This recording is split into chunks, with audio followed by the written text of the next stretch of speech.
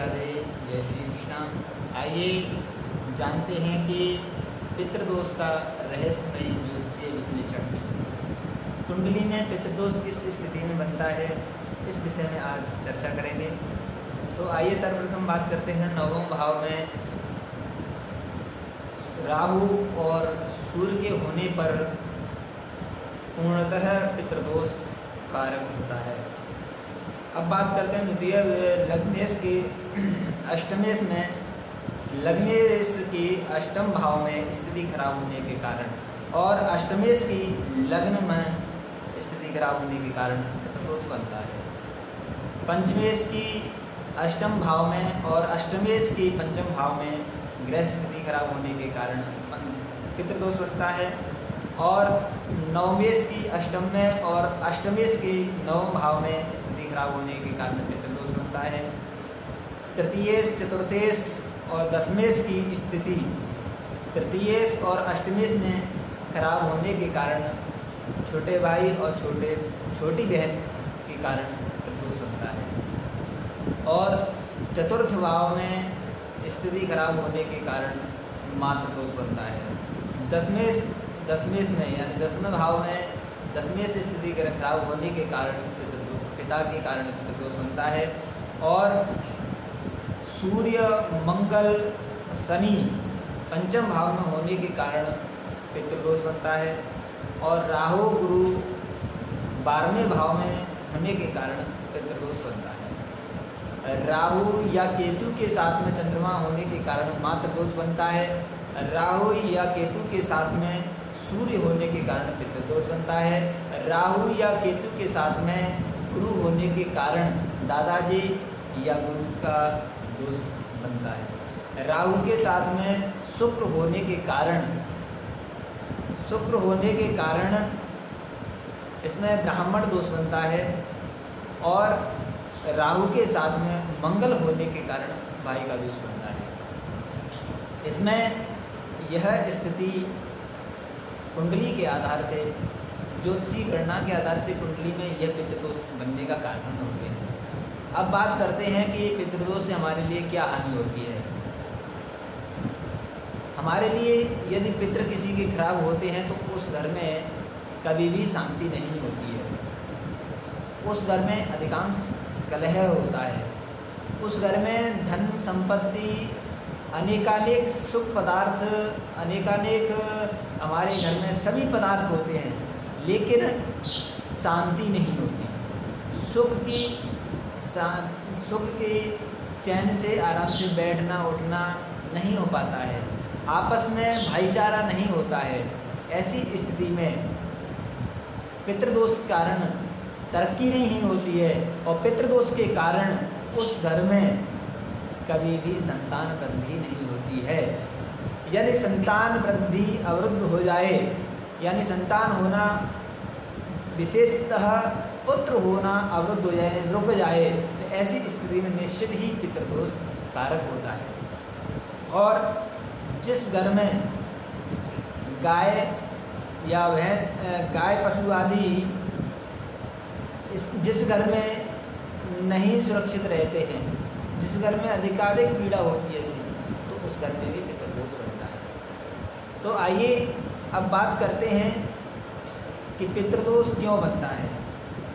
क्योंकि पितृदोष बनने का कारण होता है कि जैसे हम अपने पूर्वजों की संपत्ति को यूज करते हैं, पूर्वजों की संपत्ति को हम अपने सुख साधन में यूज करते हैं, लेकिन अपने पूर्वजों के निमित्त हम कभी भी शुभ कार्य पितरों के लिए नहीं करते, अपने पितरों को खुश नहीं कर पाते, अपने पितरों को, अपने पूर्वजों को, अपने माता पिता को सुखी नहीं रख पाते।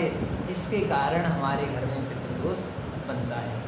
हम पूर्वजों की संपत्ति को यूज तो करते हैं, लेकिन पूर्वजों के निमित्त उस संपत्ति में से 10वां भाग भी कभी दान पूजा पाठ में नहीं लगाते या माता पिता की सेवा में नहीं लगाते। माता पिता को यदि कष्ट देते हैं तो उस घर में निश्चित ही पितृदोष बनता है। अब बात करते हैं कि पितृदोष के उपाय क्या हैं। तो उपाय आज बात करते हैं। सर्वप्रथम अमावस्या के दिन पूर्वजों के नाम से मंदिर में दूध, चीनी और श्वेत वस्त्र और दक्षिणा देकर के दान करना चाहिए। और दूसरा उपाय है पीपल की 108 परिक्रमा करें नित्य। एक दिन में 108 पीपल की परिक्रमा करें। ऐसे नित्य प्रति 108 दिन तक परिक्रमा करने पर पितृदोष शांत होता है। तीसरा उपाय है परिवार में अकाल मृत्यु यदि किसी की हो जाती है तो अकाल मृत्यु होने पर पिंडदान अथवा नारायण बलि पूजा अवश्य करनी चाहिए। अब चतुर्थ उपाय है कि ग्रहण के समय अधिकाधिक दान करना, ये भी पितृदोष शांति कारक होता है। पांचवा उपाय है जन कल्याण की सेवा करना चाहिए और वृक्षारोपण करना चाहिए। जन कल्याण के लिए जल सेवा भी करना अनिवार्य होता है। यह पितृदोष शांति के कुछ उपाय हैं और मुख्य 3 उपाय हैं। मुख्य 3 उपाय कौन से हैं? सर्वप्रथम अधिकाधिक फल प्राप्त करने वाला उपाय है श्रीमद् भागवत कथा श्रवण। यदि जो व्यक्ति अपने पूर्वजों को श्रीमद् भागवत कथा श्रवण कराता है और श्रीमद् भागवत कथा श्रवण कराते समय विधि विधान से वैदिक पूजा परंपरा के अनुसार पूजा पाठ सही विधि विधान से कराने पर और श्रवण भागवत कथा श्रवण कराने पर निश्चित ही पितरों की शांति होती है, पितरों को मोक्ष प्राप्त होता है। इसका प्रमाण स्वयं श्रीमद् भागवत कथा में उल्लेखनीय है। जैसे कि जो धुंधकारी था वह दुराचारी था, दुष्ट था, लेकिन भागवत कथा श्रवण करने पर धुंधकारी को भी मोक्ष प्राप्त हुआ। फिर हमारे पूर्वजों को क्यों नहीं मोक्ष प्राप्त हो सकता है? निश्चित ही श्रीमद् भागवत कथा से पितरों को मोक्ष प्राप्त होता है, निश्चित ही हमारे पूर्वज संतुष्ट होते हैं। अब दूसरा उपाय है पितरों के लिए श्रीमद् भागवत का पारायण करना, पाठ कराना। यदि जो भागवत कथा नहीं करा पाते हैं किसी भी स्थिति के कारण, तो भागवत का पाठ अवश्य कराना चाहिए। और तीसरा उपाय है कि यदि पूर्णतः अपने पूर्वजों को सही करना चाहते हैं तो हम अपने घर में 108 पितृ मंत्र का जप कराएं, 108 बार और 1.25 लाख जप कराएं।